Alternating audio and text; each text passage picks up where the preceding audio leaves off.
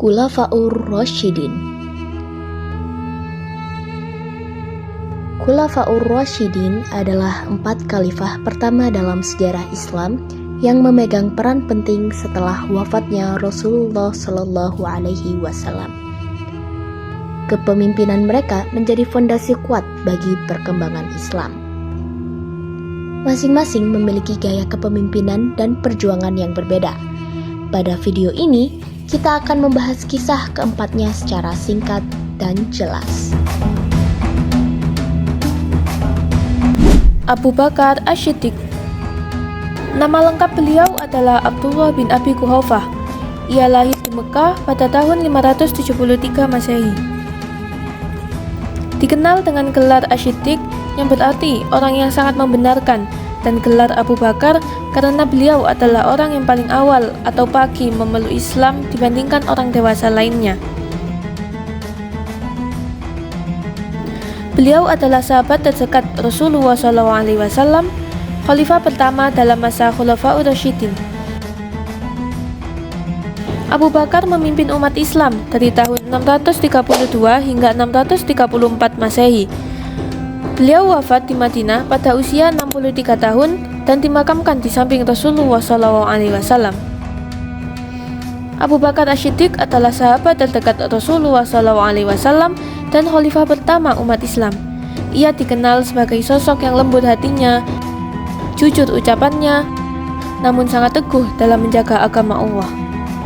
Abu Bakar lahir di Mekah dari keluarga Quraisy. Sejak muda, ia dikenal sebagai pedagang yang jujur dan berakhlak baik. Ketika Rasulullah SAW menyampaikan dakwah Islam kepadanya, Abu Bakar langsung menerima tanpa ragu. Ia menjadi orang dewasa pertama yang memeluk Islam dan tidak pernah meragukan kebenaran ajaran Nabi. Karena keimanannya yang kuat, Abu Bakar mendapat gelar Asy-Siddiq yang berarti orang yang sangat membenarkan. Gelar ini diberikan ketika peristiwa Isra Mi'raj terjadi. Saat banyak orang meragukan kisah tersebut, Abu Bakar justru berkata bahwa jika Rasulullah SAW yang menyampaikannya, maka hal itu pasti benar. Kesetiaan Abu Bakar kepada Rasulullah SAW terlihat dalam setiap perjuangan dakwah. Ia selalu mendampingi Nabi, termasuk pada peristiwa hijrah ke Madinah. Ketika bersembunyi di Gua Sur, Abu Bakar dengan penuh cinta dan keimanan melindungi Rasulullah SAW dari bahaya, menunjukkan pengorbanannya yang luar biasa. Setelah wafatnya Rasulullah SAW, umat Islam berada dalam keadaan yang sangat sulit. Banyak orang merasa kehilangan arah, bahkan sebagian kabilah murtad, menolak membayar zakat, dan muncul nabi-nabi palsu. Dalam keadaan genting ini, Abu Bakar diangkat menjadi khalifah pertama umat Islam. Sebagai pemimpin, Abu Bakar menunjukkan ketegasan yang luar biasa. Ia menolak jika ajaran Islam dipisah-pisahkan. Dengan tegas, ia menyatakan akan memerangi siapapun yang menolak kewajiban zakat. Maka terjadilah perang Riddah yang bertujuan menjaga keutuhan dan kemurnian agama Islam. Dengan izin Allah, Abu Bakar berhasil menyatukan kembali umat Islam. Salah satu jasa terbesar Abu Bakar adalah mengumpulkan Al-Quran dalam satu mushaf. Hal ini dilakukan setelah banyak penghafal Al-Quran gugur dalam peperangan. Keputusan ini menjadi langkah penting dalam menjaga keaslian Al-Quran hingga sampai kepada kita hari ini. Meski menjadi khalifah, Abu Bakar tetap hidup sederhana. Ia tidak merasa lebih tinggi dari umatnya dan selalu merasa berat memikul amanah kepemimpinan. Ketakwaan dan kerendahan hatinya menjadi teladan bagi seluruh umat Islam. Abu Bakar Asy-Siddiq wafat pada usia 63 tahun dan dimakamkan di samping Rasulullah SAW di Madinah. Ia dikenang sebagai pemimpin yang jujur, setia, dan teguh dalam iman.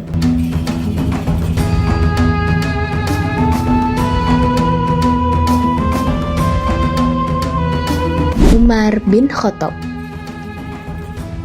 Umar bin Khattab menjadi khalifah menggantikan Abu Bakar setelah Abu Bakar wafat. Umar bin Khattab berasal dari Bani Adi, salah satu kabilah Quraisy.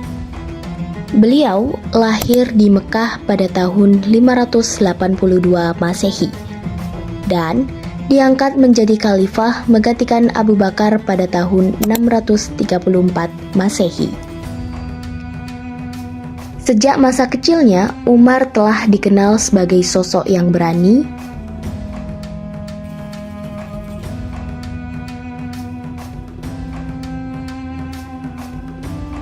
dan cerdas. Beliau tidak segan menyatakan kebenaran kepada siapapun. Sebelum memeluk Islam, Umar sempat menjadi penentang Islam. Seperti Umar yang berniat membunuh Nabi, tetapi ia justru mengetahui adiknya Fatimah telah masuk Islam.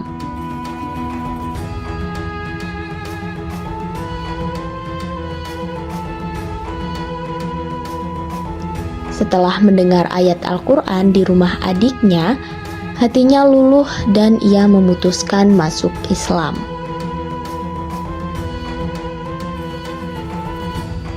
Setelah masuk Islam, beliau menjadi salah satu pembela paling gigih dan tangguh dalam menghadapi musuh-musuh Islam. Keberaniannya membuatnya disegani dan ditakuti oleh kaum Quraisy. Karena keteguhannya dalam menegakkan kebenaran, Rasulullah Shallallahu Alaihi Wasallam memberi gelar Al-Faruq kepada Umar bin Khattab, yang berarti sang pembeda.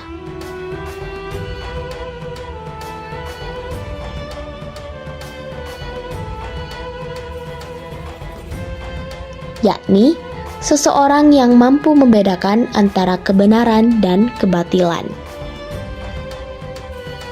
Kekhalifahan Umar dimulai ketika Abu Bakar jatuh sakit.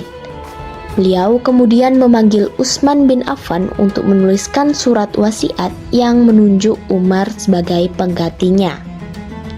Langkah ini diambil oleh Abu Bakar guna menghindari perpecahan dalam proses pemilihan pemimpin setelah wafatnya. Penunjukan Umar sebagai khalifah disetujui oleh seluruh umat Islam.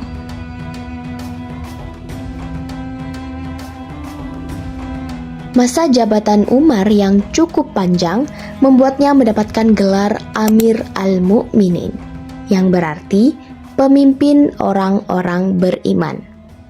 Gelar ini diberikan oleh kaum muslimin sebagai bentuk penghargaan atas kepemimpinannya selama 10 tahun. Selama menjadi khalifah, Umar fokus pada perluasan wilayah kekuasaan Islam yang berkembang hingga mencakup sepertiga wilayah dunia. Berkat usahanya yang luar biasa, Islam mampu menyentuh wilayah Eropa.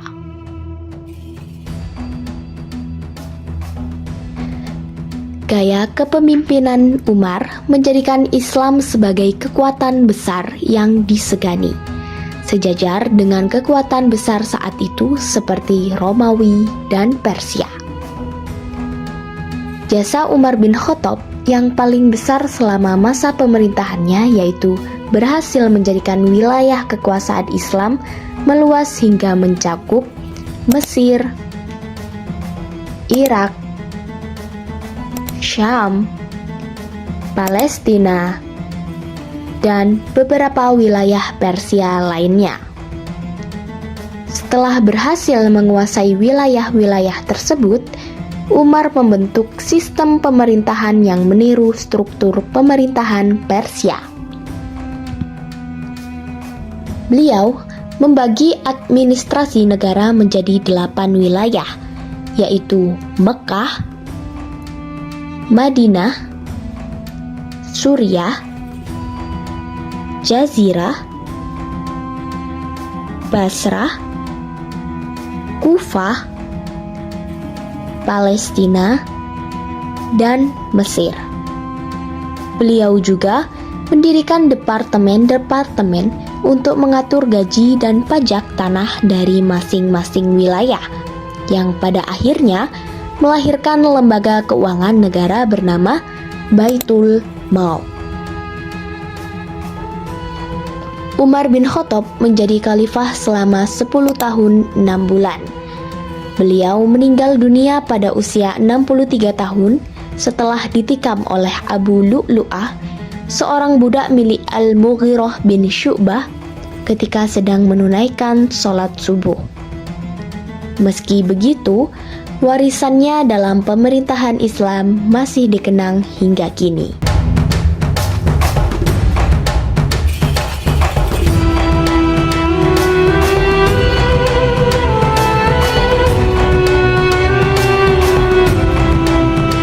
Utsman bin Affan.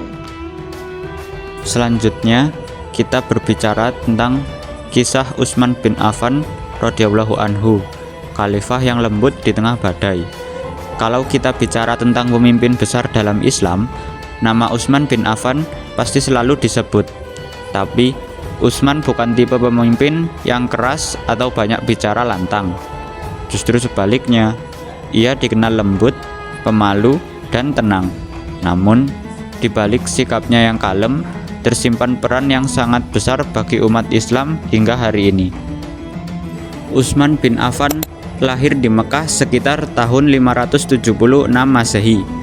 Ia berasal dari keluarga terpandang Bani Umayyah dan dikenal sebagai pedagang sukses.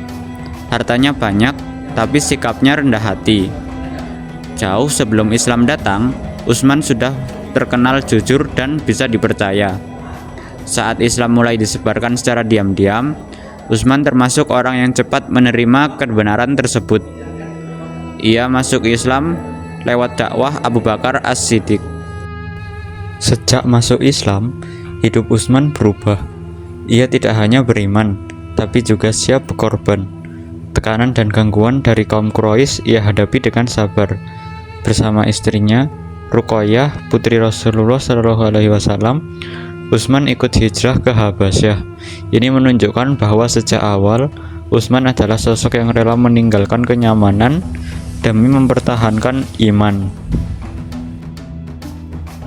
Utsman juga dikenal sangat pemalu.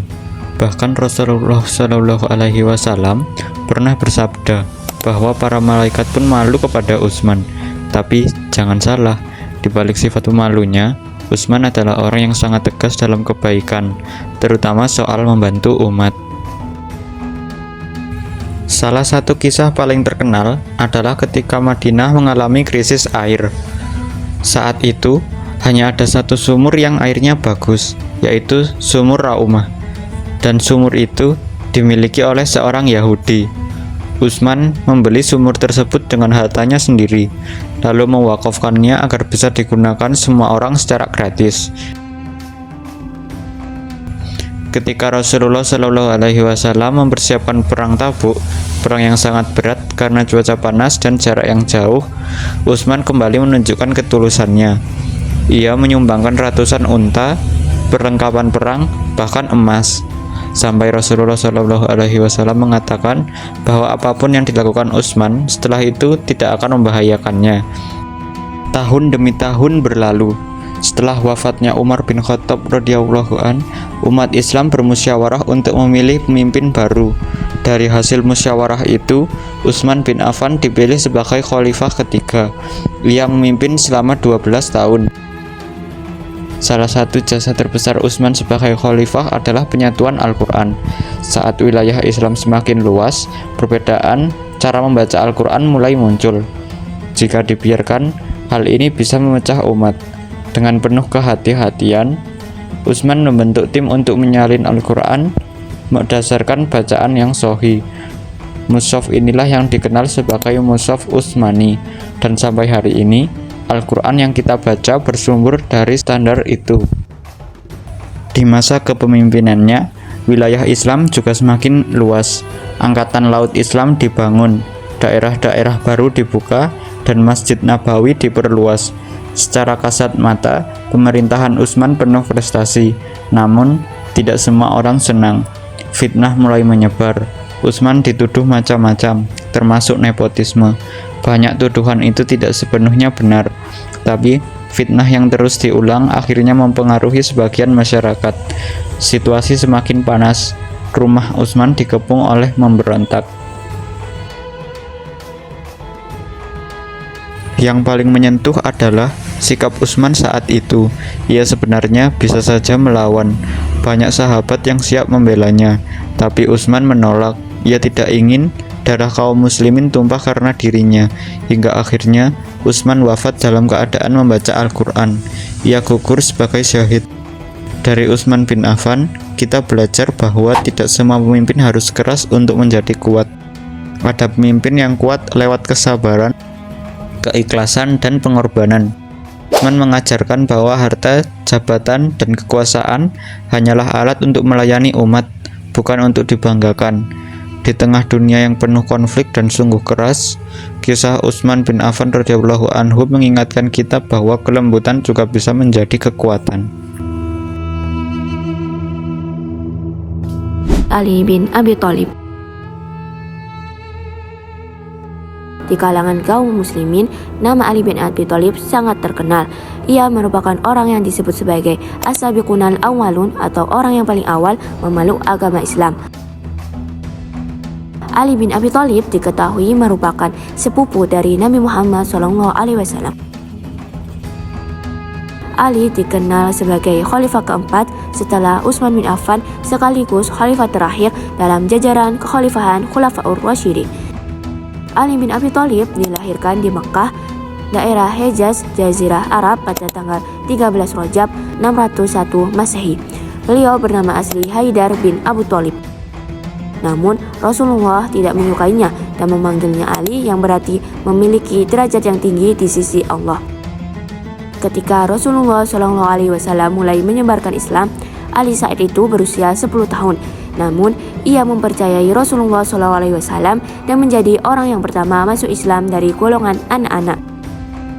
Masa remajanya banyak dihabiskan untuk belajar bersama Rasulullah, sehingga Ali tumbuh menjadi pemuda cerdas, berani, dan bijak. Jika Rasulullah SAW adalah gudang ilmu, maka Ali ibarat kunci untuk membuka gudang tersebut. Setelah masa hijrah dan tinggal di Madinah, Ali bin Abi Thalib dinikahkan Nabi dengan putri kesayangannya, yaitu Fatimah Az-Zahra. Ia tidak hanya tumbuh menjadi pemuda cerdas, namun juga berani dalam medan perang. Bersama Zulfikar, pedangnya, Ali banyak berjasa membawa kemenangan di berbagai medan perang seperti Perang Badar, Perang Khandaq, dan Perang Khaybar. Setelah terbunuhnya Utsman bin Affan, keadaan politik Islam menjadi kacau. Atas dasar tersebut, Zubair bin Awwam dan Talhah bin Ubaidillah mendesak agar Ali segera menjadi khalifah. Ali kemudian dibaiat beramai-ramai, menjadikannya khalifah pertama yang dibaiat secara luas. Namun, kegentingan politik membuat Ali harus memikul tugas yang berat untuk menyelesaikannya.